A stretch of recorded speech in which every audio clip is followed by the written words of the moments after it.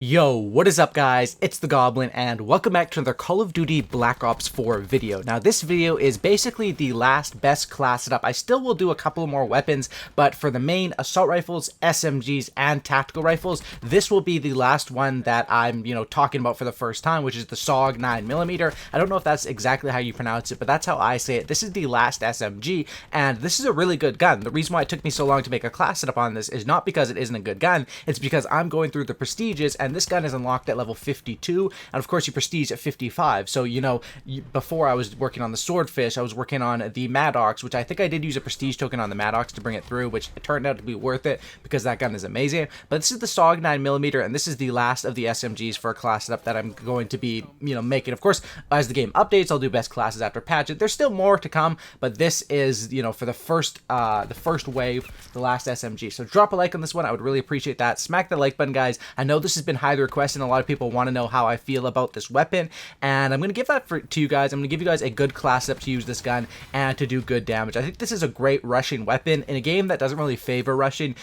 Every time I seem to use this weapon, I seem to get a lot of kills, but also a pretty decent amount of deaths, because of course running into multiple enemies and stuff like that, when you are pushing aggressive to the range where this weapon stands out, you can get in some tough gunfights. So drop a like, subscribe to the channel if you guys are new. I would really appreciate that, and let's talk about the Saug 9mm. Now, the first thing about this weapon is, as far as the stats go, and the first thing I want to say is I want to talk about the operator mod, because the operator mod has like one of the fastest time to kills in the game, and the operator mod basically makes it akimbo. And what akimbo means is you have two of these weapons. You have two Saug 9mm, one in each hand, and you can hip fire only. Now that was extremely strong, and it still is, even though the accuracy of it was nerfed in the latest patch update. I think that number 2.0 of it is a great setup, and of course I'm going to do videos and go through and play with the operator mods on each of the weapons, but this class setup we're focusing on today is going to be playing more of a traditional style, and basically playing that style where it's a traditional SMG sort of play style, and that's what we're going to be talking about today, right? So subscribe if you guys are new.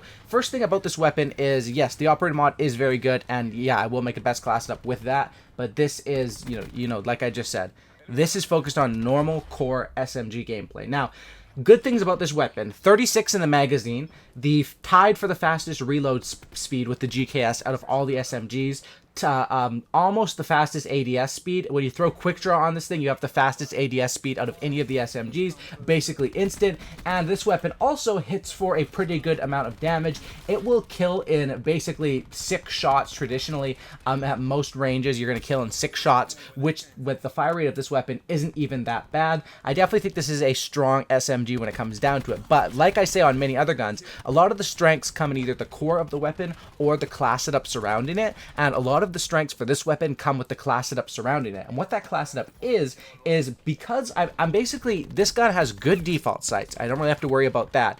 Already has the fastest reload speed. I don't need to have to worry about that. So it leaves all of my attachments to go basically in things that are going to help me in one-on-one gunfights. And that's why this is something that you're going to get a lot of kills, but probably a lot of deaths, because it's a monster at winning gunfights. But when you're good at winning gunfights, you're going to want to push up into the spawn even more, and you're going to get overrun by multiple enemies and stuff like that. But this is a great rushing setup. As you can see, I absolutely turn on that player. This gun does work at close to mid-range, and the recoil isn't that bad. With this setup, I run 3 attachments. First attachment is going to be grip, because why the heck not? The SMGs, one of their biggest weaknesses against the ARs in this game is the hipfire being so strong in the ARs, and the fact that a lot of the ARs, like the ICR that I pick up right here, have essentially no recoil and are laser guns even after the patch update, right? So having grip is just, it makes sense. And even in this game, where another thing that sort of grinded my gears, and something that bothered me when I first saw the game, was the fact that stock wasn't available on all the ARs. I talked about that in my last video, but another thing that grinded my gears was when I saw something like the Spitfire and some of the SMGs don't have grip available for them, which I think was another thing that just really, like if grip 1 or grip 2 was available on more of these SMGs, these things would be monsters, like the GKS. The one thing that makes the GKS so strong, that weapon isn't super duper strong naturally. It's great at range, but not at close range. But when you have grip 1 and grip 2, that's what gives it that advantage. Of course, that was nerfed as well. But yeah, first attachment is grip, because why not? This gun has a little bit of recoil, and why not reduce that? Second attachment is quick draw. like I said, you're gonna get the fastest ADS out of any of the SMGs when you throw quick draw on this thing. It's like a 0.13 second ADS or something like that. It's ridiculous, and it helps you when combined with gung ho, which of course is my perk too. I always talk about that combo of getting your gun up faster out of a sprint.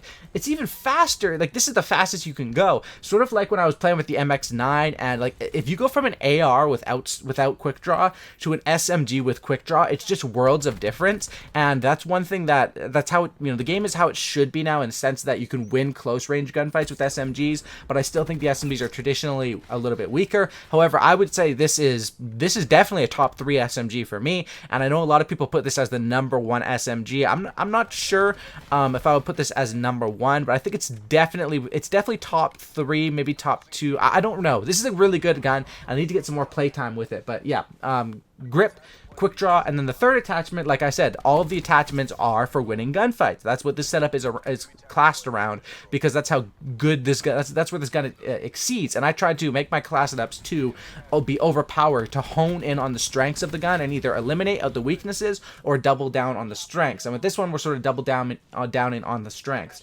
Stock 1 is going to be my third attachment. That's right, I do run 3 attachments on this gun, and this is a little bit unique class setup because I don't run a red dot or an ELO, which you see on most of my other setups, and I do run 3 attachments, and I also run a secondary. Now, my reason for running the secondary is 2 reasons. Number 1, this is a great go-to objective class when maybe I don't want to run Crash, and Crash is the specialist where I drop ammo packs, so I don't need Scavenger because I don't run out of ammo because of that.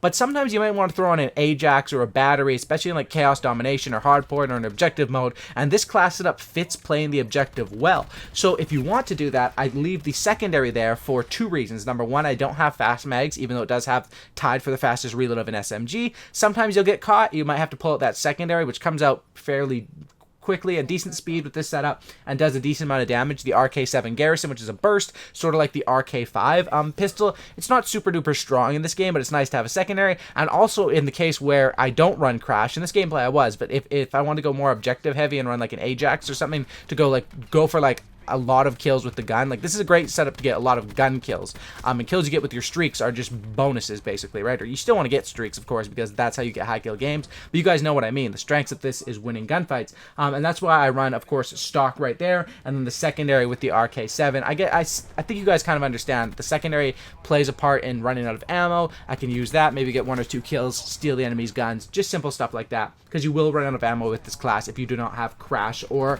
if your teammate has Crash. Another thing you can do is you run Ajax or battery and let the teammate run Crash. You get the heals, you grab the ammo packs as long as the teammate isn't dumb and place them in bad positions. If they place them in the spawn, you could be good to go. But anyway, that's what I run, the 3 attachments, the RK7 Garrison, and I will show the whole class setup up on the screen right now. You can see I go Flak Jacket, Gung Ho, Dead Silence, and Primary Gunfighter 1 to get the 3 attachments. Like I say with this gun, its strength is winning gunfights and playing objectively, and while sure I'm not the most objective player in the world, if you play with a submachine gun and you're standing around the OBJs fighting like I'm doing here, I mean, you can see this was Chaos Dom, and a lot of people are asking about Chaos Dom, but we'll talk about that in a second. Full class setup right there, Flak Jacket.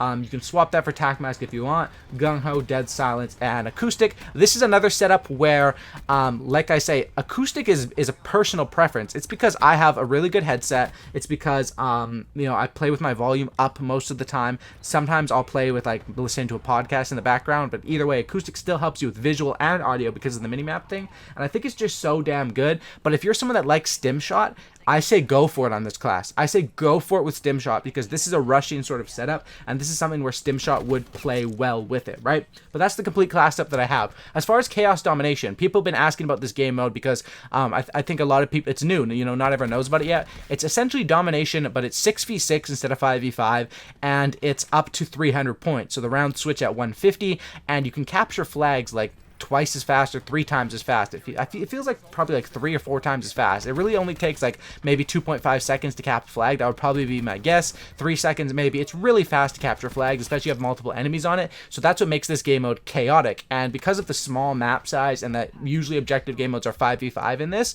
and I think you can also, I'm not sure about Specialists, if you can take 2 of the same one. You might have to, I really don't know there. Someone let me know in Chaos Mosh and Chaos Dom, can you do 2 of the same Specialists, or is it because in other objective mode, it was always, you could only do one, but then in Chaos TDM, it was two. So I think it's probably only one, but who knows. But anyway, yeah, this game mode is great for getting a lot of kills. There are, however, a lot of tryhards in this game mode, which I do find. I found when they had the Mercenary Mosh Pit, Domination or Deathmatch, those were the lobbies that had, you know, no parties and a lot more noob or casual players. Nowadays, it feels like Chaos Dom, you can enter with a party. I was playing with a party, and I was playing up against a lot of parties and a lot of prestigers. So there was a lot of tryhards, but this is a great mode for XP and just to get some fun high kill games. Thanks for watching, guys. Drop a like, subscribe, and I'll see you in the next one. I'm out. Peace.